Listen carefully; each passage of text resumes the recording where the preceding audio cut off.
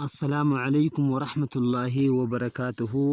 كم جرتان قبل في هردفتو تقيي سنرا توريتين جرا أرانتنا أبليكيشن حال رتين غرتي مالك ني هجن جي غرتي بليين أسبهيتين جرا چولا أرانتنا إن شاء الله مدر اللي فيديو أبي حالا خنا هجديتين توري أما تنمو أبليكيشنين حالا غرتي وان أجائباتك غرتي قبتي رفي چولا ثم لو جتن إدو هومي ترغزي تويتن أسمان إدو ما إكي تنغرتي حالا خنان tuyxanii yooni fi gartee akkatti seentan taatan gizeenii fi haala kanaan akka seentanii iddoo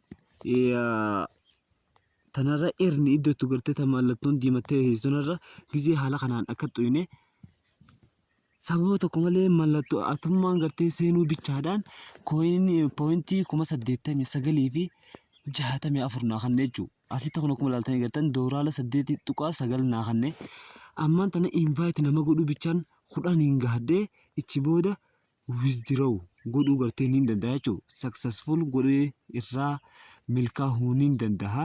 Kanaafuu isinilleen obboleeyyan kiyyaa application kana irraa fayyadamaa isiniin jaa koottaa ammaan tanaahu ruumirraan jira waan ta'eef koottaadhaan isiniin jaa. Kanaafuu na hojii turaan afeerraa kiyya tan kabajaatiin isiniin jaa.